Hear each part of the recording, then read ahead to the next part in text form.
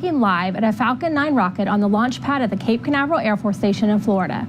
At 2:48 this morning, the aerospace company SpaceX will launch a Dragon cargo spacecraft on a NASA mission to resupply the International Space Station. Good morning and welcome everyone to NASA's Kennedy Space Center for our live coverage of the launch of the 17th resupply mission for SpaceX. I'm your host, Jennifer Wolfinger. We are about 18 minutes away from the planned liftoff of a Falcon 9 rocket from the coast of Florida. The mission? To fly much-needed astronaut supplies and research experiments up to the International Space Station. And we have a team of correspondents across the country helping us cover all the angles of this launch. We will head to the Mission Director Center here on the Space Coast to get updates on the weather and the countdown.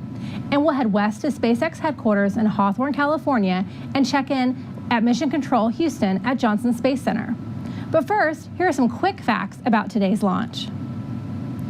SpaceX transported the Falcon 9 rocket out to the launch pad and lifted it to vertical launch position for the 17th cargo resupply mission to the International Space Station. The launch window today is instantaneous, which means SpaceX must launch at the exact second for the planned liftoff or try again another day. The Dragon spacecraft will deliver about 5,500 pounds of astronaut supplies and payloads for science research to the orbiting laboratory. The plan is to keep the Dragon spacecraft docked to station for about 4 weeks before bringing it back to Earth. When it does, the capsule will splash down in the Pacific Ocean off the coast of California. Now let's bring in NASA's Joshua Santora and Daryl Nail, who are in the Mission Director Center just a few miles away from the launch pad. Daryl, Joshua, good morning. Good morning to you, Jennifer, and good morning, everyone. I'm Daryl Nail. And I'm Joshua Santora, and I want to update you on why we're here this morning. The reason for that specifically is that 24 hours ago, we were unable to fly. We were about 15 minutes from launch, and there was a hold called. The reason for that is that actually the SpaceX drone ship, Of Course I Still Love You, had a power issue. They have generators on board that help control thrusters that help stabilize that platform in place on the water. And so they spoke with NASA in the midst of those power issues and decided they were going to wait 24 hours. They're actually pretty close to the Kennedy Space Center for this launch. So they came back to port, fixed the problem, and they're back out ready to go. So technically, we're in good shape, I think, for today's launch. Another concern they had yesterday was the weather, and we want to take you to the satellite imagery that shows exactly kind of what's going on to the east of Florida. You can see that low pressure system lifting off and to the north, and then there's one out to the west. You can see the blob out there by Texas and Louisiana. But here at Florida, we're sandwiched in between those two fronts, and as you can see from the radar, it's clearing out. We're inside that blue circle. Conditions couldn't be better for a launch. We're at 90% go. So let's take a look at the graphic with the breakdown. CRS-17, the forecast calls for 15 to 20 mile per hour winds out of the southwest. The temperature is 73 degrees. The only concerns at the moment are ground winds, and they currently, as you can see, blowing 15 to 20. So we're 90% go for launch. That's right. Teams have been working for hours now getting ready. And there you see the beautiful Falcon 9 and Dragon on the pad.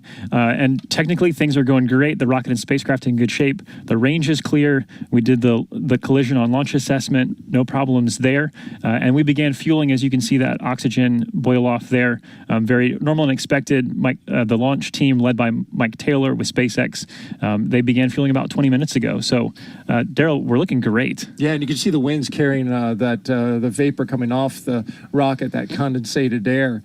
One of the reasons we have so much data from this particular rocket is because of where we are. We kind of want to give you a look inside. We're at Hangar AE, and we're going to take the camera behind us live to show this room here. This is the Mission Director Center at Hangar AE, where all of the data from the rocket and the pad flows into this facility, and then it's taken and then piped out to launch teams in Hawthorne, California, where they are controlling the launch. This hangar deals with hundreds of thousands of measurements, engineering units, which are then displayed to the launch team so they can see exactly what's going on. This is a pretty incredible place. They can launch 5 rockets at a time here due to recent upgrades. Yeah, it's a really impressive feat. Fortunately for us, we're just keeping tabs on one rocket this morning. Definitely. And we will continue to do that through the morning. We are still on track for our instantaneous window of 2:48 and 58 seconds Eastern time here, a very early morning at Space Launch Complex 40 at the Cape Canaveral Air Force Station. Jennifer, we're going to send it back over to you, but we'll keep you updated. Thanks, guys, and we'll check back with you a little later for another update. Right now, we are at T-minus 14 minutes and counting. Let's check in with SpaceX headquarters in Hawthorne, California, where the Falcon 9 rocket and Crew Dragon were designed and built. Michael Andrews is joining us live from SpaceX's Mission Control Center. Michael, will you tell us a little bit about Dragon's history and reusability? Sure thing, Jennifer. This morning's mission marks SpaceX's 5th launch of 2019, and today we'll be launching a flight-proven Dragon spacecraft, which first visited the International Space Station once before on the CRS-12 mission back on August 14, 2017. Now, both Falcon 9 and Dragon were designed with reflight in mind, so the vehicle hardware is built to support multiple missions with minimal refurbishment in between. And while this Dragon has flown once before, the booster we'll be flying today is actually brand new. And after stage separation, we'll be bringing that first stage back down to our drone ship, which is named Of Course I Still Love You, so that it can be flown on future missions. Our Dragon spacecraft has been flying for nearly 7 years now, and today it's one of the few vehicles flying that can deliver significant cargo to the ISS, and the only one around that can deliver significant cargo from it back to Earth. To provide a little bit of historical background, in 2010, SpaceX became the first private company to send a spacecraft to orbit and return it to Earth. And only 2 years later, Dragon became the first privately developed spacecraft to visit the space station.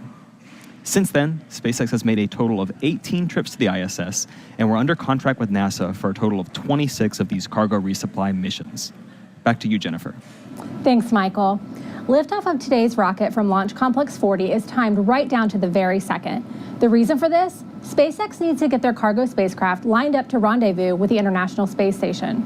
For more on this, let's check in with NASA's Leah Cheshire, who is live at Johnson Space Center in Houston. Leah? Thank you, Jennifer, and good morning from the International Space Station Flight Control Room in Houston. The Orbit 1 team is currently on console, and these flight controllers are monitoring all of the systems on board the station. They're led this morning by Flight Director Emily Nelson. She gathers information from all of the controllers on the ground and oversees the team through their day-to-day activities. The visiting vehicle officer this morning is David Harshman. He's in communication with mission controllers in Hawthorne as well as here in the room in Houston. We have 6 crew members living in space right now. That includes Canada's David St. Jacques, NASA's Anne McClain, Oleg Kononenko and Alexei Ovchinin of Roscosmos, and NASA's Nick Hague and Christina Cook. We've been expecting this launch. Of course, aside from the scrub last night, we were expecting to see it earlier this week. But on April 29th, teams here identified an issue with a main bus switching unit, and that distributes power to 2 of the 8 channels on the station. There were no concerns to the crew or the station, but it was important that the station was back to its full power capability and that the Canadarm2 had a backup string of power for the arrival of Dragon. So what you see here is a remove and replace of that main bus switching unit, which occurred earlier this week over 2 days and ended on Thursday, with robotics ground controllers using Dexter, the special purpose dexterous manipulator, to complete the operation.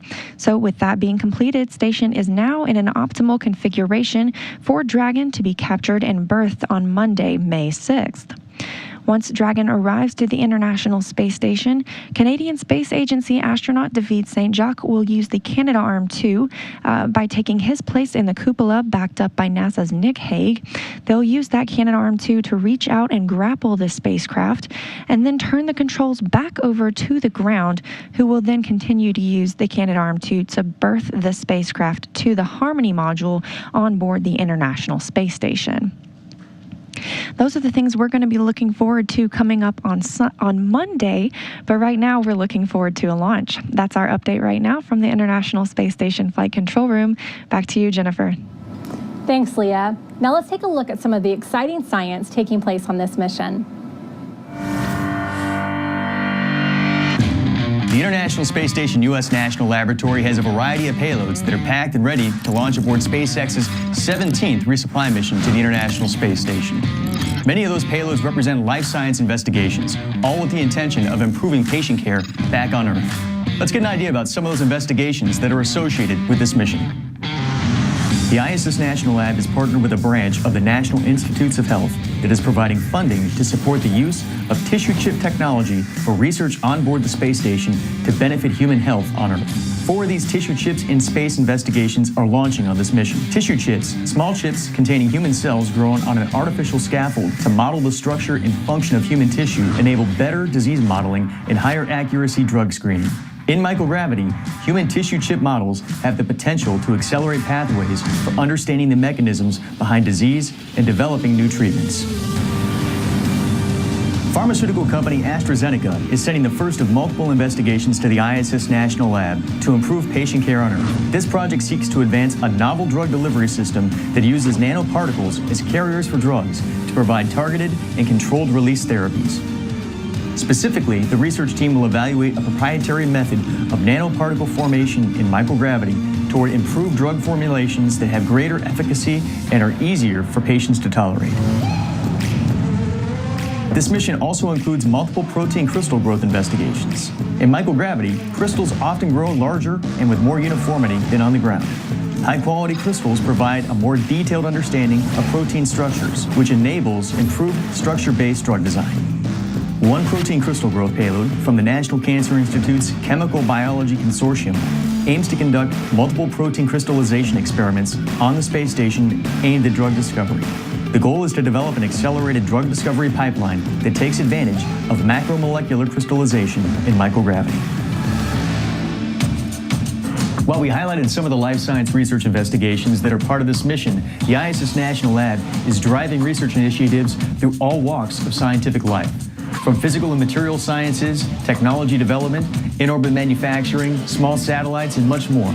To get a better idea about the full breadth of research that's happening on the ISS National Lab, visit issnationallab.org and go Dragon. We want to welcome those of you just joining our coverage of today's launch of a SpaceX Falcon 9 rocket with Dragon cargo spacecraft headed to the International Space Station. Today's launch is instantaneous at 2:48 and 58 seconds. Now let's look at some quick facts about today's launch.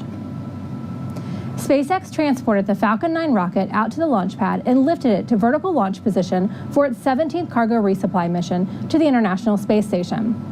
The launch window today is instantaneous, which means SpaceX must launch at the exact second for the planned liftoff or try again another day.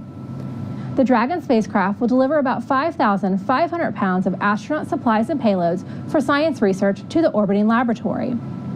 The plan is to keep the Dragon spacecraft docked to station for about 4 weeks before bringing it back to Earth. When it does, the capsule will splash down in the Pacific Ocean off the coast of California. We are now just 6 minutes from launch. Let's head back over to the Mission Director Center where NASA's Joshua Santora and Daryl Nail are monitoring communications between the launch managers. Hey guys, how are things looking for launch? Hey, Jennifer, everything's looking really good at this point. Weather is clear. The range is good to go. We'll talk more about that in a second. We're under 6 minutes before launch. I want to talk a little bit about this rocket and spacecraft. The rocket that SpaceX has chosen for this launch is brand new, but the cargo spacecraft has flown in space before, and there you see it. It flew on CRS-17, and we take you back to a hot and humid day in August of 2017 when SpaceX first launched this Dragon spacecraft on a mission to the International Space Station. It was CRS-12, and it was a beautiful launch. Look at the view from the beach that we had there that day. What a gorgeous launch that was, and a successful berthing to the International Space Station. That happened just a couple of days later, and the Dragon then delivered 6,400 pounds of supplies and experiments at that time. It was in space for 34 days.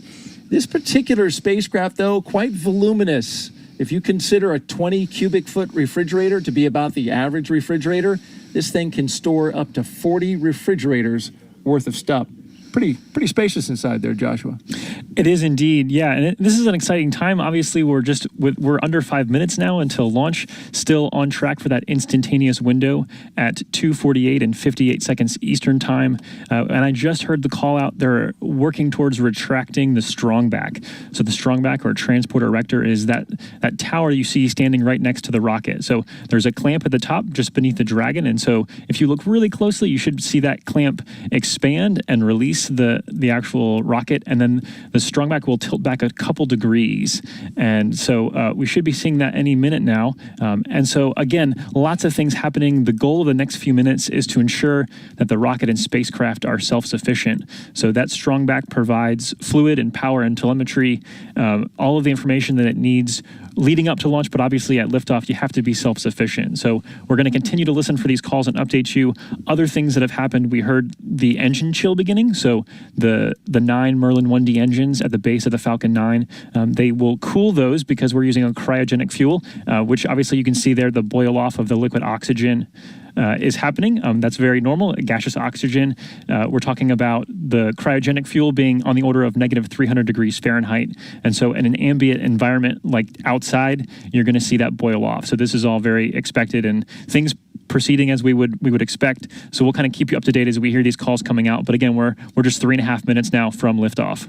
And it's quite a sight there at night to see that cloud, the vapor cloud coming off that very, very cold rocket late in the, or early in the morning, we should say, on Saturday. The specs on this rocket, it's a 2-stage rocket, 230 feet tall, 12 feet in diameter, and has 1.7 million pounds of thrust from the first stage, 210,000 pounds of thrust from the second stage, and it's fueled with RP-1 and liquid oxygen for both stages. It's headed to the ISS, which is currently catching up to our area of the world, and once it's launched, it will then intercept the International Space Station a couple of days later and then be berthed to it. We did just hear the call out for the fueling of the first stage, that liquid oxygen. They're done with that, so that's great. So another important milestone. We also are expecting somewhere in here, we won't be able to see this, but those 9 Merlin 1D engines at the base of the Falcon 9 will all gimbal slightly. It's a thrust vector control check. And the reason for doing that is that those engines are ultimately the steering for the rocket in flight. And so they want to make sure that they're all operating correctly so they can steer after a liftoff. And we're expecting that that's done now. And you can kind of see also at the base of the rocket there, oh, there's the nice shot of the Dragon at the top. You can see now that clamp has expanded and that strong back did tilt back a couple degrees. It will lean back much further at liftoff. There's stage 2 locks close out. Just got that call. So like I said, the strong back will tilt back even further to be clear of the rocket during liftoff. And the Falcon 9 is now on internal power. So it's a really exciting time here. We're going to allow you to just kind of listen in and enjoy. One other thing you'll notice right before liftoff, at about 18 seconds to go, the pad will actually begin to receive a large quantity of water. And the reason that they kind of dump that water on there is to help cool the pad as well as to help with sound suppression. It's a very loud event, and that sound can actually cause disruptions in infrastructure. So let's listen in now and enjoy.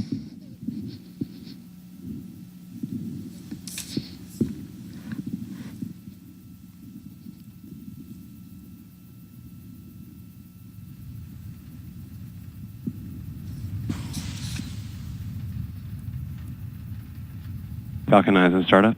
Dragon is in startup. Ground gas closeouts complete.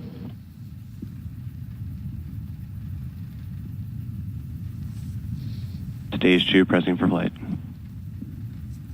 Go for launch.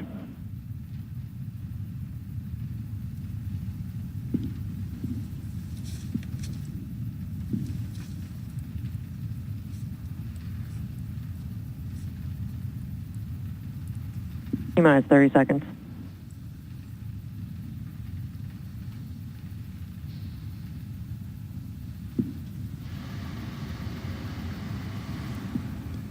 Stage 1 pressing.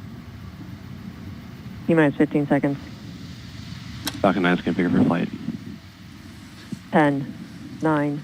And the final seconds. 7. 6, 5, 4, 3, 2, 1, 0. And liftoff of the Falcon 9 rocket and Dragon spacecraft, carrying research seeking to improve human health on Earth and in space.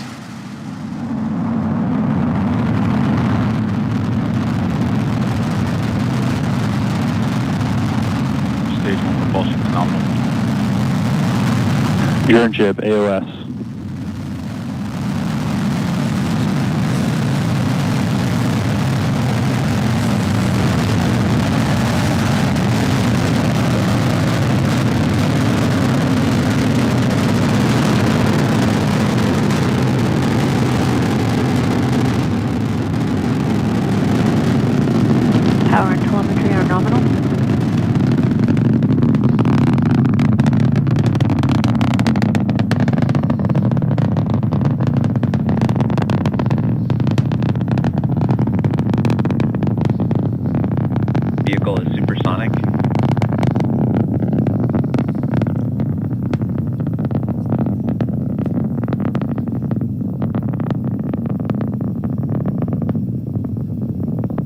vehicle is experiencing maximum aerodynamic pressure. So there are a couple really important calls: maximum dynamic pressure and exceeding supersonic speeds. So all good things. And we heard a nominal call on telemetry. MVAC chill. Just meaning things are going well. Also the MVAC chill. That's the second stage. There's a single Merlin vacuum engine, and that's begun its chilling process in preparation for its portion of the flight here in just a minute.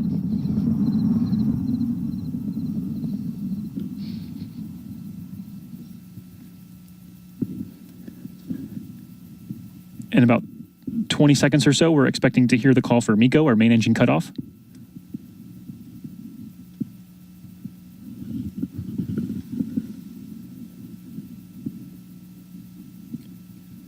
And then just a few seconds after that, we're going to get some separation.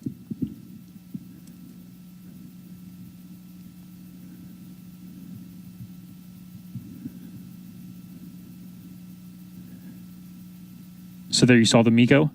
MECO. And that's the stage separation. Stage Tough to separation confirmed. see. Tough to see exactly Stage what happened one. there. Oh, there we see some action. So the first stage has now begun it just did its boost back burn, and the MVAC engine has ignited. So we have all these things happening very, very quickly, which is great news. All things going well. Again, there you can see the second stage single engine, and that has ignited and is working as expected.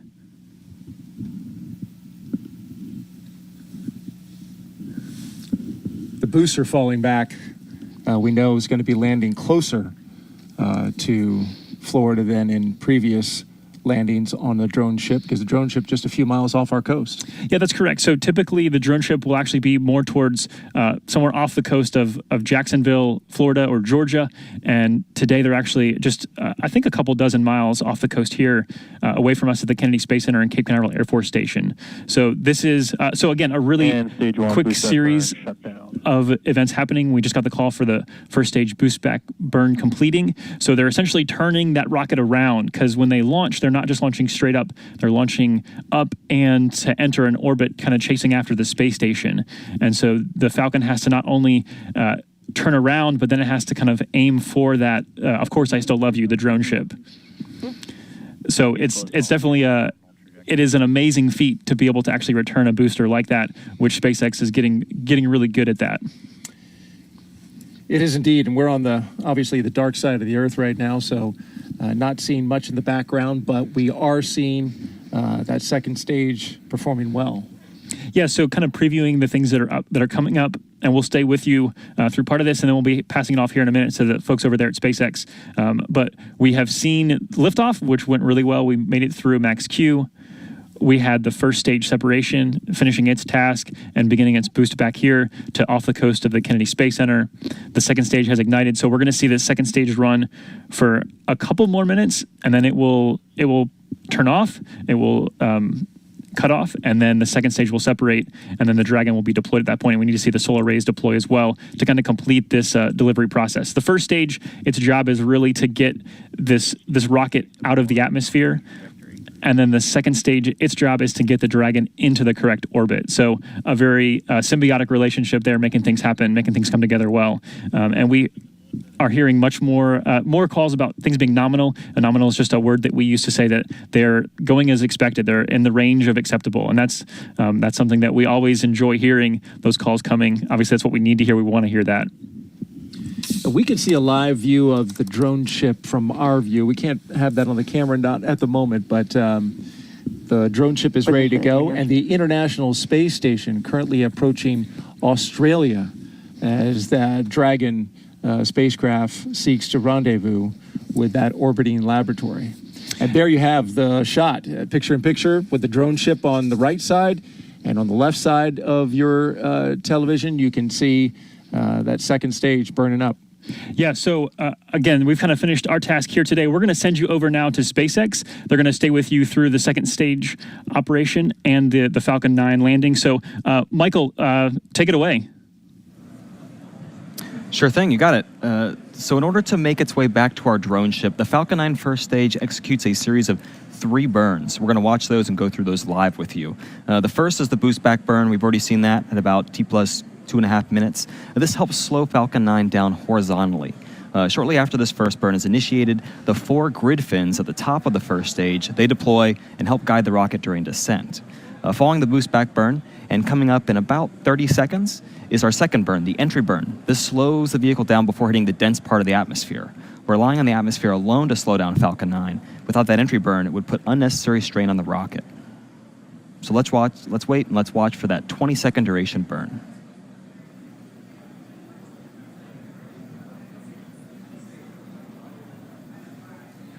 Stage 1 entry burn has started.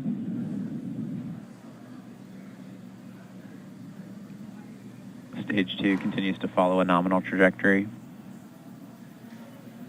During this entry burn, it's important to realize we've used most propellant on the launch and the liftoff. We're now trying to conserve that fuel for this landing. So instead of firing all 9 of our Merlin M1D engines, we're only firing 3, which is why this exhaust may seem elliptical. At this point, we're waiting for our last burn, the landing burn. This happens just before touchdown. It'll last about 30 seconds and takes the booster softly down to the drone ship. Our 4 landing legs also deploy at this time. 1 FTS is safed. And speaking about that conservation, only the center Merlin M1D engine number 9, fires during this burn.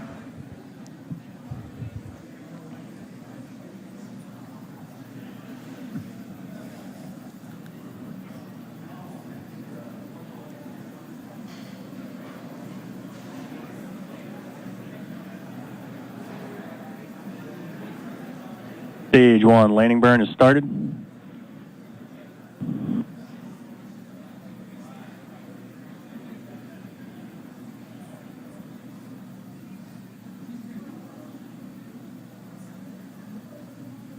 Stage 2 has entered terminal guidance.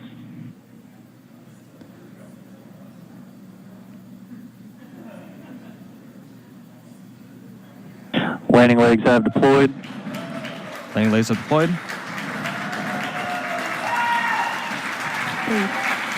Of course, I still love you. Falcon 9 has landed. Landing operators move into procedure 11.100 on recovery 1 and ECF 9.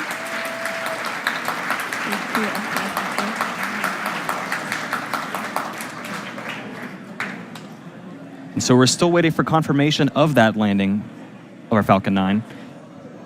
And we're currently watching SECO 1. This is the second engine cutoff occur. And we can confirm that the Falcon 9 has landed on our drone ship. Of course, I still love you. We'll show you feeds when we can, but this marks the 39th booster landing from SpaceX. Congratulations to the entire SpaceX team for another successful landing. This secondary mission is an important part of our commitment to vehicle reusability. And back to our primary mission, it's continuing on the second stage. We're in our good desired orbit. We're waiting to see in about 20 seconds the Dragon deployment. Let's listen for that call out.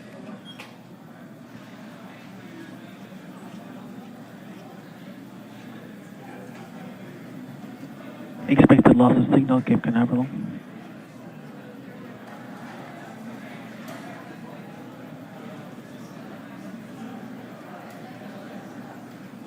Acquisition of signal, Newfoundland.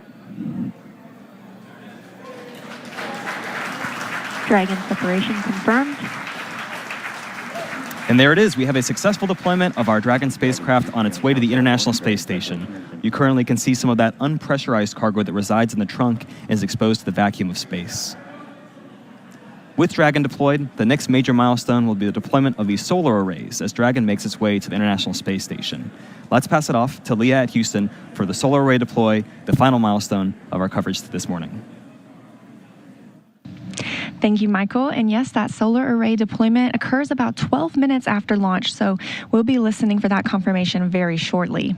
At the time of launch, the space station was flying over the Indian Ocean, and astronauts on board are just getting their day started. However, 2 days from now, they'll be preparing for the arrival to the station.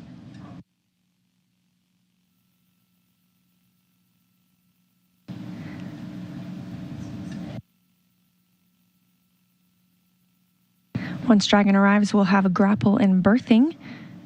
But right now, our biggest milestone is awaiting for those solar arrays to deploy. We'll stand by for that confirmation.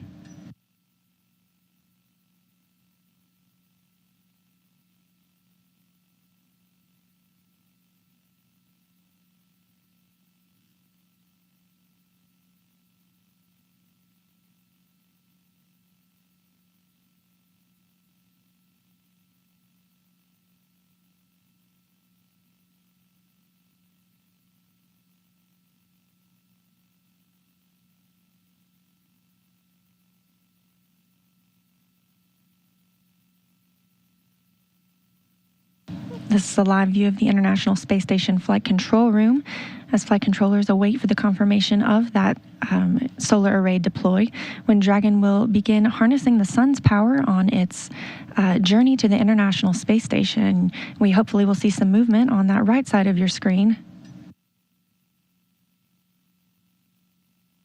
This is Dragon CC on countdown 1. Dragon's propulsion system has successfully primed, and all thrusters report ready for firing.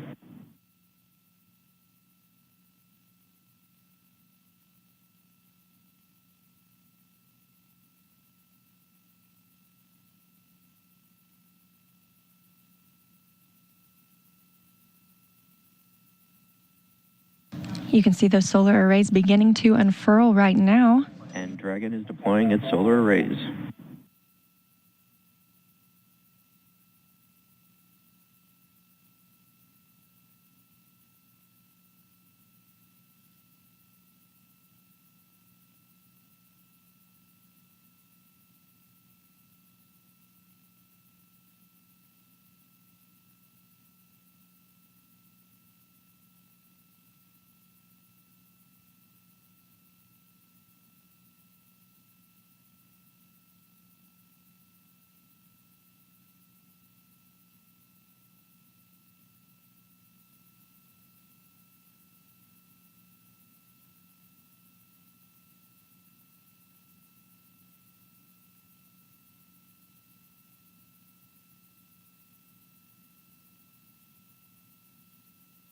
The signal at New Hampshire as expected.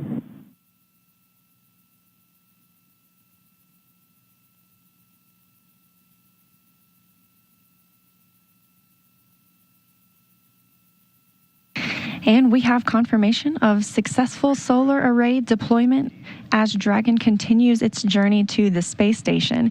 You can watch its arrival on Monday morning, May the 6th, by tuning in to NASA TV at 4:30 a.m. Central Time for the grapple and berthing of Dragon to the Harmony module on the International Space Station. A great launch this morning and first stage landing, and we're excited to see Dragon arrive on Sunday. That wraps up our coverage from Mission Control Houston. Back to you, Jennifer. Thanks, Leah. And that's going to wrap up our coverage. I'm Jennifer Wolfinger, and from everyone here at NASA's Kennedy Space Center, thank you for joining us for the successful launch and landing of SpaceX's Falcon 9 rocket. We leave you now with another look at today's launch. Have a great day, everyone, and may the 4th be with you. Stage 1 present. T-minus 15 seconds. Falcon 9 is configured for flight. 10, 9. And the final seconds. 7. 6, 5, 4, 3, 2, 1, 0. And liftoff of the Falcon 9 rocket and Dragon spacecraft, carrying research seeking to improve human health on Earth and in space.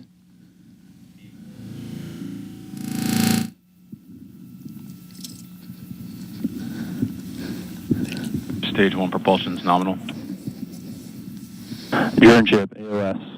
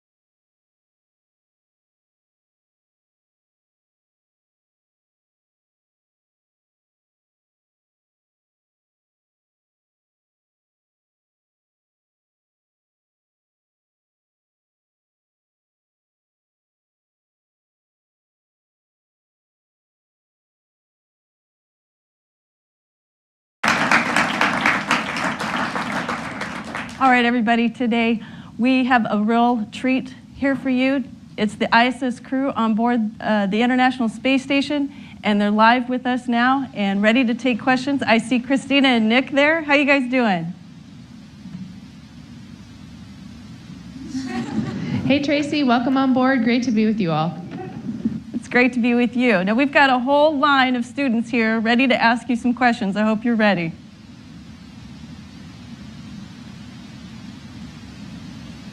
We are absolutely ready, and we're looking forward to it. So this is Jim Bridenstine. Nick, I liked you better when you were in the vampire pose.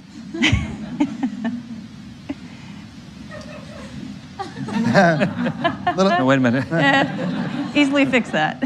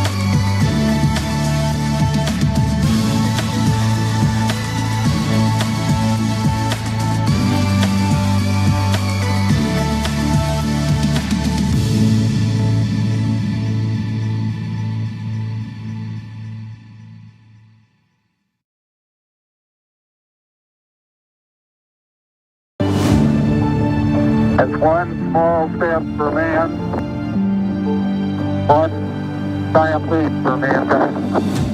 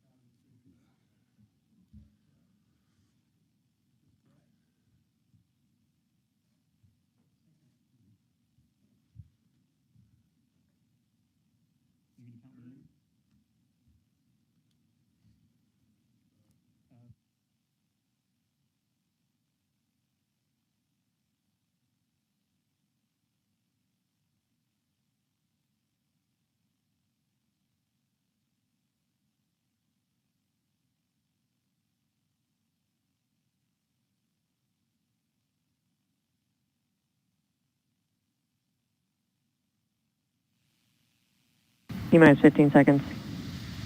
Falcon 9 is configured for flight. 10, 9. And the 8, final seconds. 7, 6, 5, 4, 3, 2, 1, 0. And liftoff of the Falcon 9 rocket and Dragon spacecraft, carrying research seeking to improve human health on Earth and in space.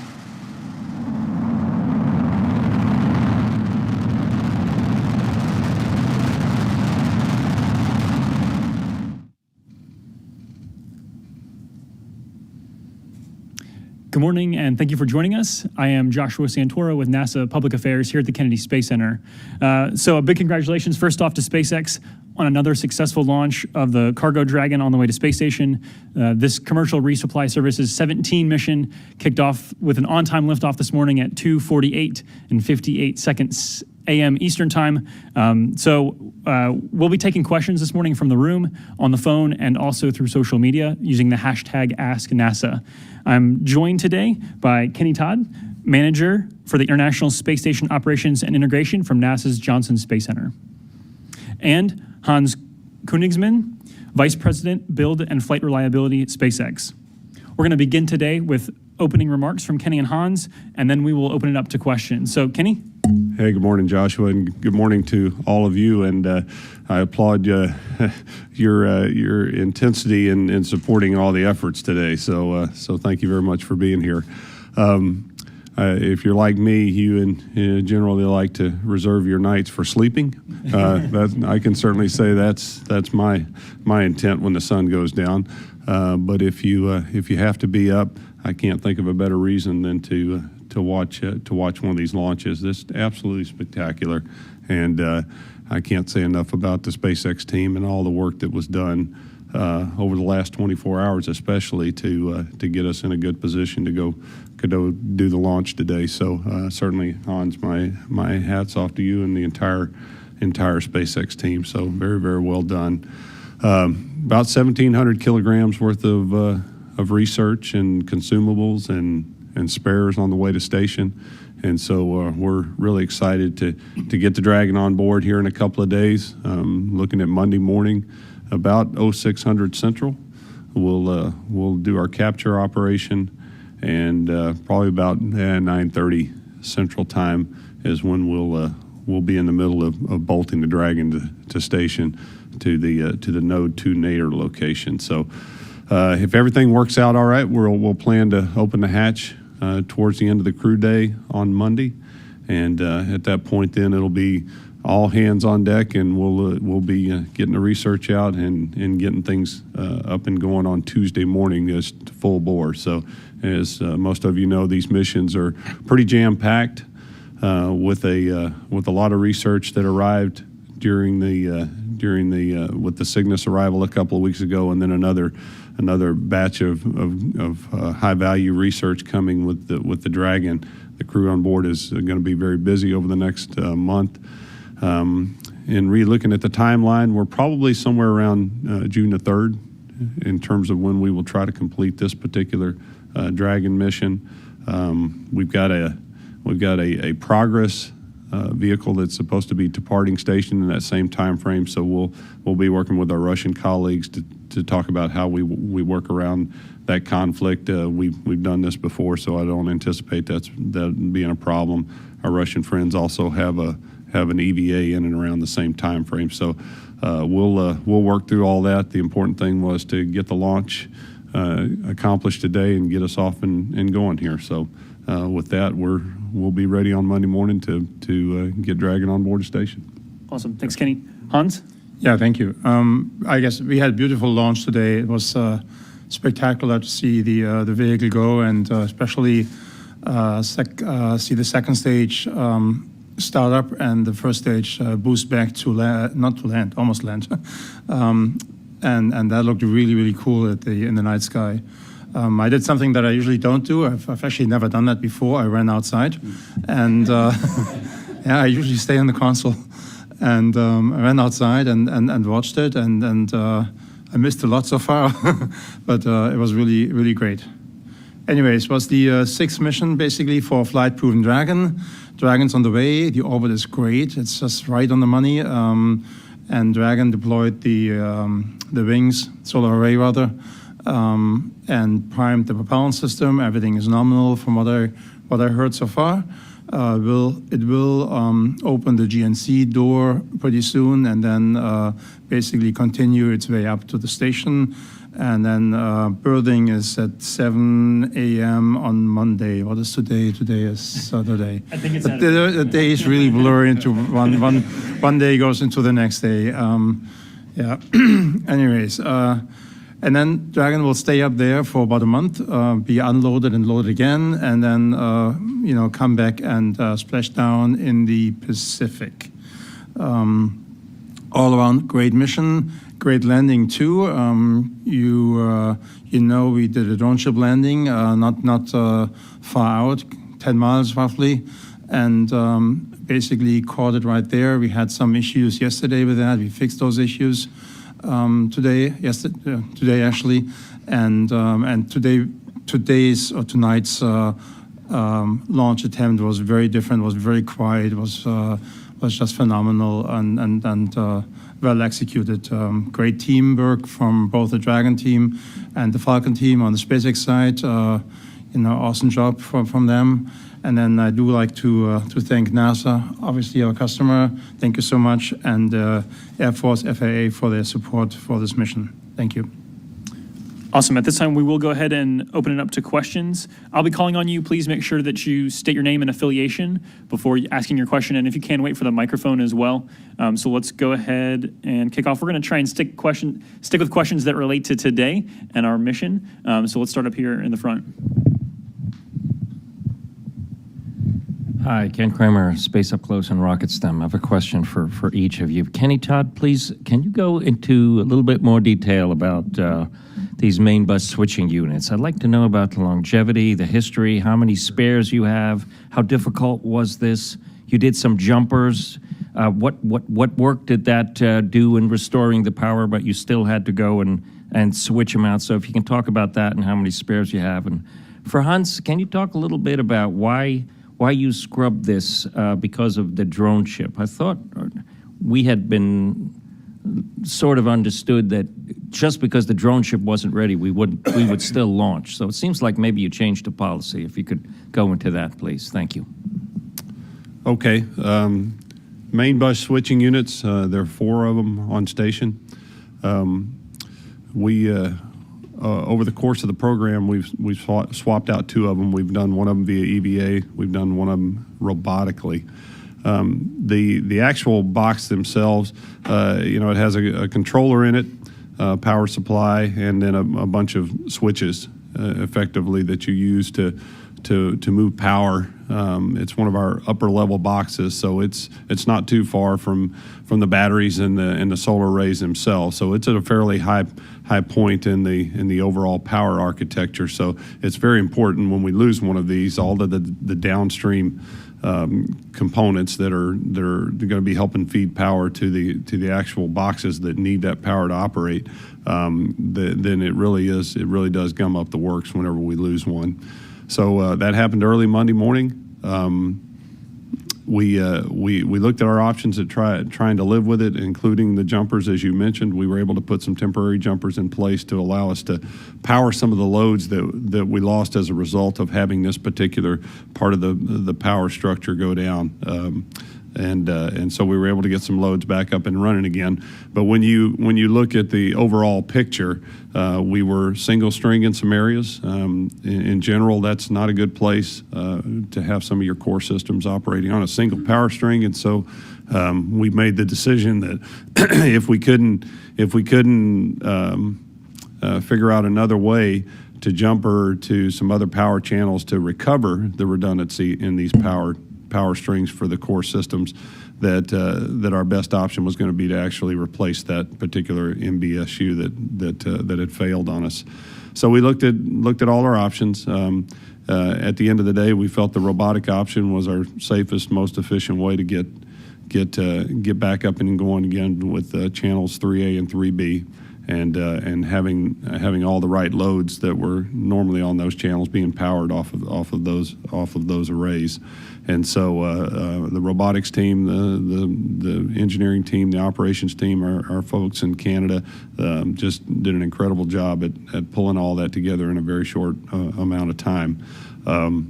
We challenged them and said, what can we do to try to shorten any processes? But I made it clear from the get-go, I didn't want us to do anything that would cut a corner and cause us to compromise our normal procedure reviews, our dry runs, the things that we really need to do to make sure that we can do the operation successfully.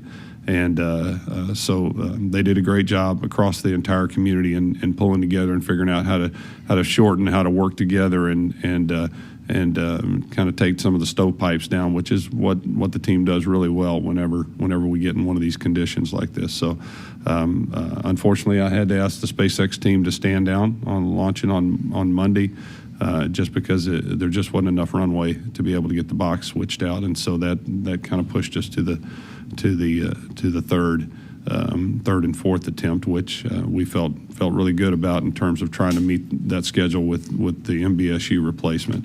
And as it turns out, the team exceeded our expectations, actually got the unit in probably about 8 or 9 hours before it was originally advertised. And so that in and of itself was just a testament to the team really coming together well and making sure that we went into the operation with all the boxes checked, and they executed just flawlessly. So got the box up and running, checked it out, and as quick as we could, we got secondary power on the SSRMS, which was a critical item that we needed to get checked off of our list before we went back to SpaceX and said we were comfortable in pressing ahead with the third. So certainly they were looking for that feedback from us, and we were trying to get it to them as quick as we could so that we could make the third happen. So anyway, it was a good week. It was a good week for station. It started off on a bad foot on Monday, but here we sit very early on Saturday morning with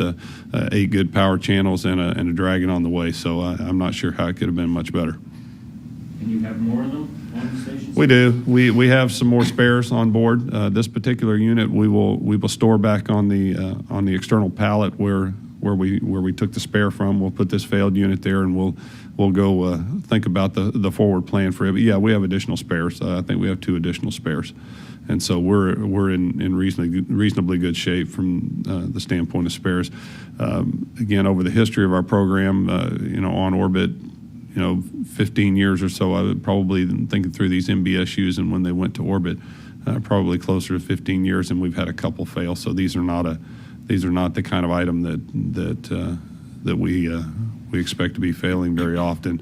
But we've had good success in replacing them, both EVA and robotically. Mm-hmm. Yeah, and it was the week of power problems for us too, right? Although different power, different vehicle. We had power issues on the drone ships, on the drone ship, and we actually have redundant power, but the redundant power was both down, and luckily we were close enough to the coast to just go back and fix one power unit and actually fix both. And so we were up and running in full redundancy again tonight, and that was great. In terms of policy, this is a case-by-case decision. This new vehicle boosts us worth a lot of money. We want to recover it. Obviously, this is more and more part of the mission, and important to keep the manifest going. This particular run is planned right now for the next CRS mission. We'll see how it goes, depending on inspection and some other refurbishment items.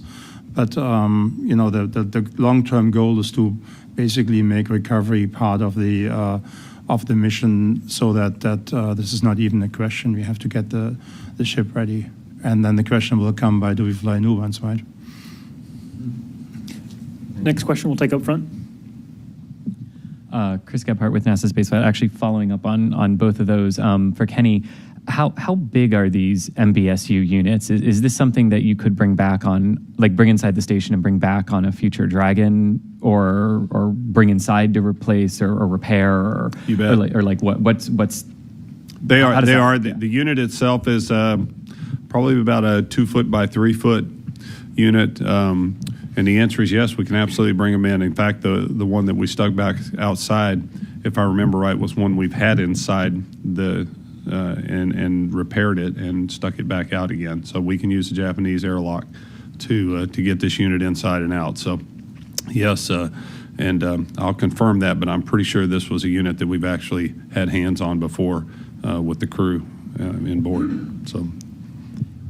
And for Hans, at least to me, it was a little unclear last night if the helium issue on the ground side was also a reason why you scrubbed, or if it was an okay condition that just because you ended up scrubbing, you opted to fix. So we had a helium leak on the ground side, and we were trying to power through it, which in the end might have worked or not. Since we didn't get to the end, we didn't really determine whether we have enough helium on board or not. But my gut feeling is this one probably would not have been a problem in the end. Yeah. We're going to go to Jen Wolfinger with a question from social media now. At C. Radzinska asked, what is the most important research study on board on board the International Space Station?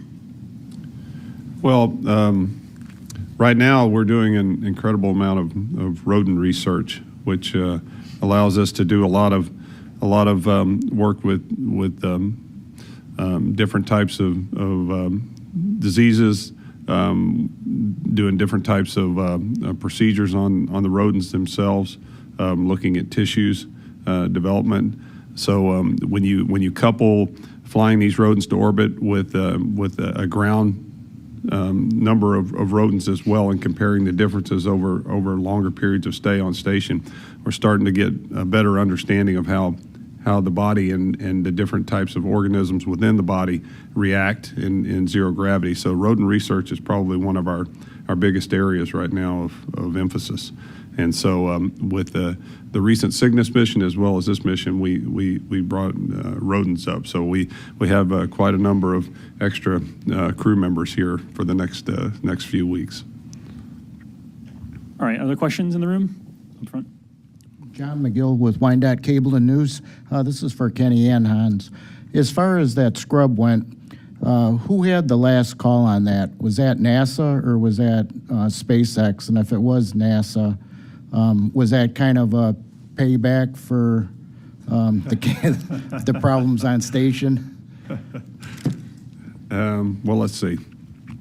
So if you look at the way we worked with SpaceX, I mean, we have a very good partnership. We're probably in our 9th, 10th year of working together in terms of just everything from designs all the way up to actually doing these operational missions. So our collaboration goes back a very long ways. When SpaceX started to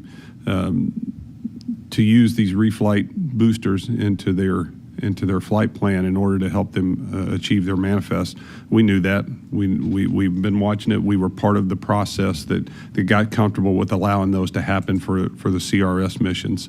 So we understand that. We knew that was what was going on. Quite frankly, we had a vested interest in this particular booster.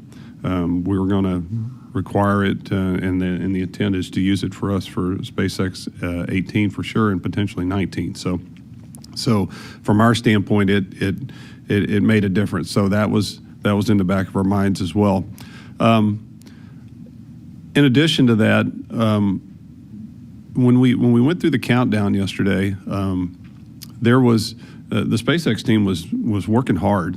There was a lot going on, and I got to applaud them because everything that was hitting the screen they were dealing with. But there was a lot of talk on the loops when you considered the weather, the wind, the issues with the drone ship, the helium leak.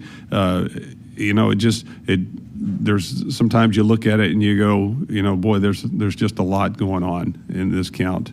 And if I go back through my own experience with shuttle and and all the other various ISS vehicles. It just seemed like there was a lot going on in this particular count. We knew we had today. We knew the weather was supposed to be much better today. The issues with the drone, we knew that SpaceX, having the drone ship so close, would have an opportunity to go address it. So in the end, SpaceX had to make the call, but I think one of our senior engineers who's watched an incredible number of these missions so far said, sometimes the universe is talking to you, and sometimes you need to listen to it. And the reality was when we went through all that yesterday, it certainly seemed like the universe was talking to us. So in the end, when they said this is what they wanted to do, knowing that we had today, the conditions were going to look much better today, I certainly thought it was an okay trade. From a space station program standpoint, if we got off the pad today, I said, it would be okay for our research, and we would be able to move forward with our mission. And so it was about as close to a no harm, no foul as you can get. Had the situation been different from a station perspective, we would have certainly engaged that conversation at a different level, but certainly didn't feel like it was necessary yesterday, given all the other factors that I talked about. We'll go to the second row here. Question?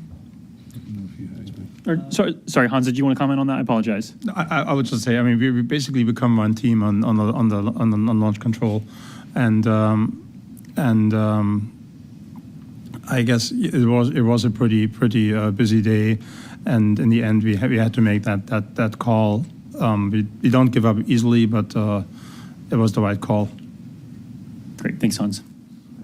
Andrew Bronstein, part of the Avion newspaper. So the drone ship was only 12 miles away from the shore today, and is there some sort of compromise between having the drone further out and using maybe a little less propellant to boost back than it is to boost even closer to the shore? Right. The further out the drone ship is, the less propellant we have to spend on boosting back. Basically, in this case, we had enough propellant, and we didn't have to change the trajectory significantly, so that's why we decided to do that.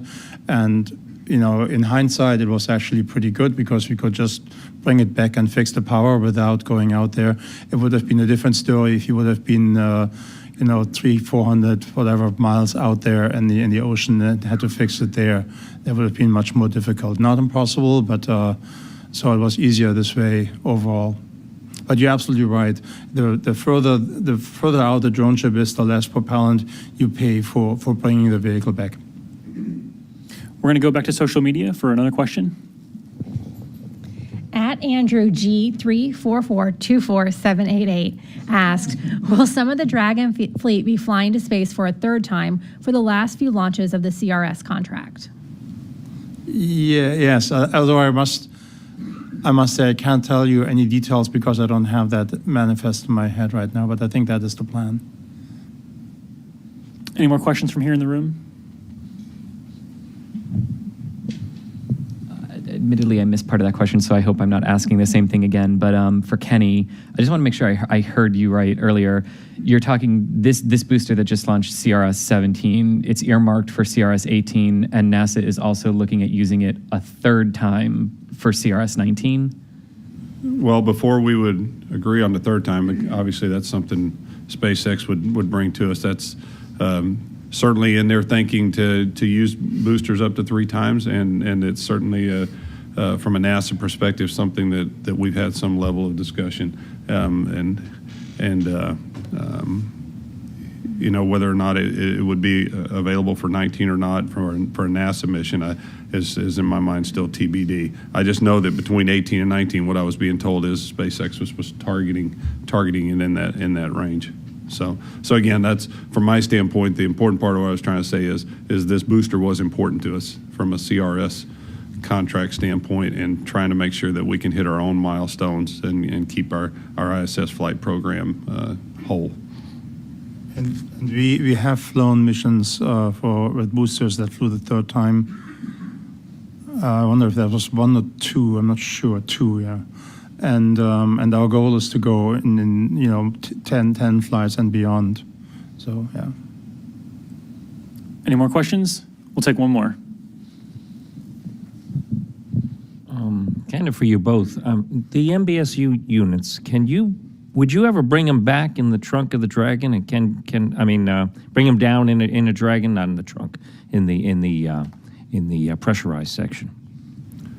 Yeah, absolutely. If we needed to bring it home, I'm pretty sure it'll fit through. It fits through the Japanese airlock. I'm sure it'll fit through the Dragon. I'm trying to remember if we've ever launched a spare up through in the Dragon or not. But yeah, I wouldn't have any concerns about bringing it home in a Dragon at all if we felt like we couldn't repair it on orbit. You bet. We're going to wrap up for today. Thank you all for joining us. A big thank you especially to you, Kenny and Hans. It's been a long day, I know, 2 back-to-back actually. So congrats again to both those teams. Looking forward to the research. Please be sure to tune in Monday, May 6th at about 6:30 a.m. Eastern Time. We'll begin coverage in anticipation of capturing the Dragon, with the capture expected to happen at around 7 a.m. Eastern Time. You can view that online at nasa.gov/live. And for updates on this mission, please visit nasa.gov/SpaceX. And for more on all things International Space Station, visit nasa.gov/station. Please be sure to follow along on social media at NASA and at SpaceX. And thanks for your time today. That's all. We'll see you next time.